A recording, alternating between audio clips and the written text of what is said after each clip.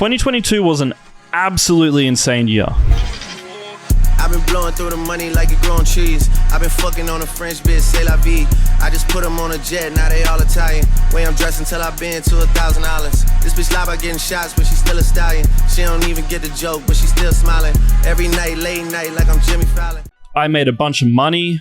I worked alongside the Tates in the largest online education platform on the planet. I traveled to 10 different countries, had my first amateur boxing fight, and much, much more. And so compared to the average 22-year-old, I would say that I've had a pretty decently unique year. And I've had some unique insights, some experiences and wisdom that I think you'll gain a ton of value from listening to. And so the first big lesson that I learned from 2022 is that what you did a year ago from today is what will dictate today's results. So I see guys online, they've never made money online before. They're making their first business, they've been doing it for a month. And they ask me like, hey Daniel, like why haven't I made money yet? Like I've been doing it for a month. I put in, 40 hours a week. Why haven't I seen any money? And the reason is that making money in a business is not like making money in a job. See, when you go to your 9 to 5, you put your 40 hours in and then you get paid for that 40 hours of work that you put in. It's a one-time payment for the 40 hours you put in, or whatever the amount of hours are, right? But in business, it's different. When you first make your business, you will have multiple months, potentially years, where you don't make a single dollar. You put in 40 hours every single week and you make $0 in return. But eventually what happens is you compound your growth, you build up momentum, and you begin to make money eventually. And when you begin to make money, that first 10,000, that is always the hardest amount of money that you'll ever make. And it always, each dollar following, each 10,000 following, each achievement you make is always significantly easier than the first one. And so when you begin to make money from your business, you might have put in 40 hours that week, but that 40 hours actually translates not just into 40 hours of payment, so let's say $20 an hour on 40 hours, right? It's not going to be just $20 times 40. It's going to be $20 times 40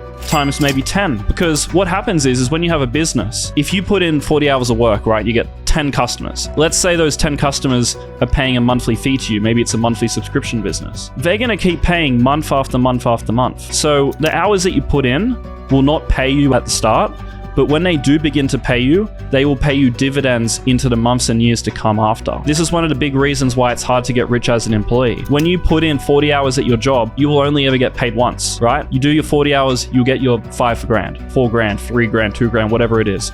And that's all you get. And this is why when I was working in sales jobs, even though it was on the internet, even though I could type on my computer from anywhere and make money doing sales, I realized that, I made 10K this month. I did really well. Yeah, but the work that I put in only made me money one time. I could have put those same hours into building a business and I would have had an asset which would make me money continuously. See, those 40 hours that I put in every week learning sales made me maybe 10, 20K every month. But if I put those same hours into my business, it would have made me maybe 1, 2, 5 grand for the same time put in. But in 6 months, 12 months, 2 years from now, I would have been making infinitely more money than that 10K that I was making putting it into a sales job. And so this is why I say your work today dictates your results in a year from now. If a year ago you were working a 9 to 5, don't be surprised if you're not rich yet, because your 9 to 5 is not compounding you in any way, shape or form to getting rich. So if you were a year ago working on your business, getting clients, networking, learning high income skills, then you should theoretically today have built up enough momentum that you're making good money online. It should just through sheer force, you should be at that level. And so the second thing I learned from 2022 is that digital nomad lifestyle is overrated. So 2022, this was the first year that I started making good money and actually traveling with making good money. And I thought that going from city to city, spending 3 days in Amsterdam, then fucking 5 days in Copenhagen, and then 4 days in Croatia, and just backpacking through Europe, I thought that would be like the ultimate online business lifestyle. And a lot of people will sell you this lifestyle of being a digital nomad as if you could be productive on your business while you do it. And the truth is, it's actually really difficult to grow your business while being a digital nomad traveling around the world. The biggest issue with digital nomad is that you lose the productivity that you would have had being in one spot, having your desk, having your meals prepared in some way, having a lot of time on your hands, not dealing with jet lag or hangovers from partying all the time and all this shit, right? When you're doing a nomad lifestyle, traveling around the world, you lose all of the parts of your life that made you productive in the first place, right? If you're in a hostel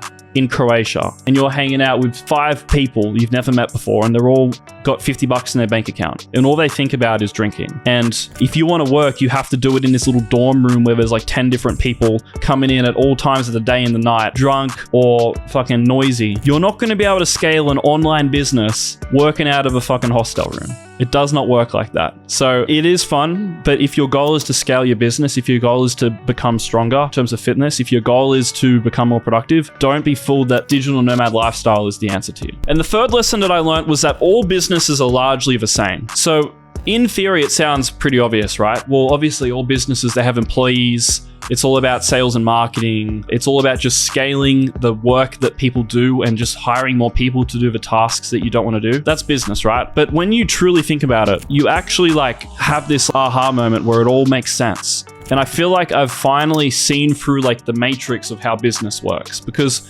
before you've ever made money from businesses, before you've ever spent time analyzing businesses, you think that they're all really different. See, you think that if you're a business owner and you run a cafe, that if you decided to make a whole new business, let's say a car cleaning business, that it would be incredibly difficult for you to make that pivot. But in reality, if you're a business owner, a business person, all businesses are really basically the same. Think about any business on the planet. Think about a e-com business. Think about a cafe. Think about a nightclub. Think about being a personal trainer. Name any business on the planet. Every business on the planet is basically the same. They have the same core elements. And so what are these elements? Well, they all need sales and marketing to attract a customer. They all need some sort of sales process or funnel where someone who finds the brand is basically convinced to buy the product. And then you actually need a product or service. So what are you selling the person? And then you also need some sort of back-end fulfillment of the task. So who are you employing to manage the product and service? Who's actually doing the product and service? Who is handling customer fulfillment? Who is handling customer service? Who is managing the staff of your company? And then if you look at any business on earth, they all have the same core elements. Now, obviously some get pretty complex, like let's say Apple or Microsoft, right? Hundreds of employees is more complexity, but it's all largely the same thing. So if you can start one business and you can make money from one business, you can theoretically pivot into any business on the planet and learn the fundamental skills and you can run that business. And so this is why when people ask me like, what business should I start, Daniel? Like, what should I do? I just think like, learn sales and marketing. That's all you need to focus on, because if you can do sales and marketing, you can basically run any business on the planet. Because if you can sell and you can market, then you can hire people to do all the rest of the tasks, because the most important part of every business is sales and marketing. Obviously, if you're in some innovative industry, the most important part is the team. But if you're just trying to run a normal business and just get rich, the most important part is how are you getting customers and how are you selling them? And if you become a professional at just doing those two skills, you can hire every other fucking task in the business. You can hire the guy who does the service. You can hire the guy who manages the team. You can hire customer service. You can hire a developer. You can literally hire every person in a business. If you can just sell and market, then all you need to do is find the most lucrative business opportunity, create a business in that lucrative opportunity, that industry, and then make a ton of money. That's all it really is. Now, the third lesson would have saved me a ton of money. Crypto is best viewed as a Ponzi. So in January, February, crypto was in a bull run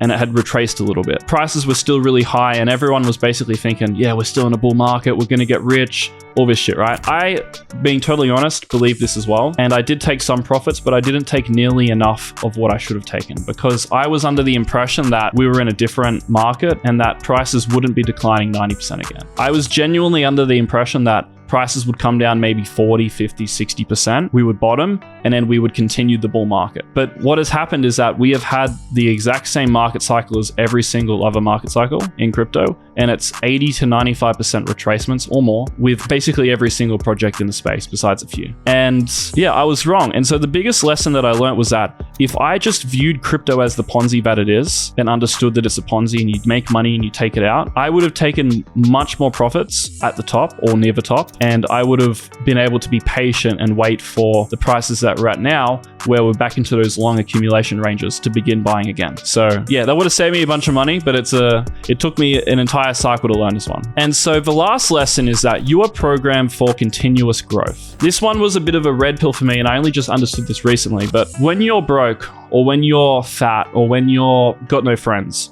You think that when you get to that level that you're aiming for, you'll just be happy and satisfied and you won't need any more. But the truth is that when you get to the goal that you're aiming for, that is the beginning of you looking towards a new mountain, you looking towards a new goal. So you think that when you have a six-pack, you'll be happy. When you're rich, you'll be happy. When you've got a girlfriend, you'll be happy. But the truth is that the happiest period of this goal is from you now until you achieving the goal. That's the happiest period. The happiest period is not you having the six-pack. It's not you having $1 million. It's the process and journey of going from not having it towards having it. But once you have it, the happiest period is behind you, and it still obviously feels good to have a six-pack. It feels good to have money, but it's not the same level of enjoyment that you were going to expect it to be. The happiest period is the journey towards the goal. Like, a lot of you guys think that you'll get rich, you'll make $1 million, you'll make an online business, you'll achieve financial freedom, and you'll suddenly be happy and you won't have any more problems and you won't have to work for anything more. Well, the truth is that life is a continuous journey. It's a continuous push forwards, and there's never going to come a point where you hit a level, you get to a top of a mountain, and that will be the last mountain that you ever have a desire to conquer. It doesn't work like that. You will always have something more that you want to aim towards. And then I started asking myself when I realized this, because when I was younger, I thought, when I make all this money, have the ability to travel the world, have all this freedom, have everything, I'll finally just be content and happy and I won't want anything more. But you get here and then you go, oh, fuck, well, there's things that I still don't have that I want now. And I asked myself, why is this the case? And I thought about it, and the reality is that our brains are programmed for caveman days. Your brain is still stuck in 10,000 BC. Yeah, you might be living in 2022. You might be self-aware of the fact that it's 2022, but your brain is still programmed for a time when survival was the main focus. You never had a moment where you could just slow down, right? Like, if you lived in a little tribe back 20,000 years ago, whatever it was, there was so many things that could have gone wrong and basically sent you extinct. There could have been a tsunami. There could have been a wildfire. There could have been famine. Could have been extinction. There could have been another tribe coming to hunt you. There was so many things that could go wrong and destroy all the hard work that you put in. And so because things could go wrong so easily, you never had a point where you could just relax. Like, think about it from a survival standpoint. Was there a better chance of survival if you were programmed to always aim for more, or to aim for something and then get happy when you get it? Like, what would have a better chance of survival? Obviously, it's the person who always aims for more. So you are programmed, still from an evolutionary standpoint, to always aim for more, because that is what would have allowed you the best chance of survival in the caveman days. And that's still how you program today. If you stop working out, if you go play video games, if you start eating like shit, if you stop conquering, exploring, and building things, your brain recognizes this and it will send chemicals through your brain to make you feel sad, depressed, unfulfilled, unhappy, worthless. Your brain is basically trying to tell you to get off your ass. That's what I believe these feelings are for, because you're failing from an evolutionary standpoint to fulfill your only requirement of existing, which is to basically reproduce, have children, hunt and build and conquer for your tribe, and basically ensure the survival of the next generation of people. So because life is this continuous journey where you always have to aim for more, or you're not going to feel fulfilled, you basically have to change the way you view achievement and goals. Don't view a goal as, I'm going to achieve this and I'm going to be happy forever. Just view it as, this is what I want to aim for and this is what I'm going to achieve. And then when I achieve this goal, I'll find something else to achieve. And after that, you'll find something else. And it's just constantly finding things you want to do and then doing them. That's all life is. It's not you achieve this and then you're happy. It's just, while you're alive, you're going to have goals and you're going to complete them. And then you're going to get more goals. And that's all it really is. And as long as you're having a positive impact on the people around you and providing value to the world, then you just keep aiming for new things. And that's all you have to do. And so that is the 5 biggest lessons that I learned in 2022. Now, I hope you found value from this video. Hope this was useful. And if you'd like to learn more, I actually have my top list of investments that I'm going to be investing in for 2023, as well as the top sectors that I recommend looking into. If you'd like to learn about this, link below in the description, and I'll see you in the next video.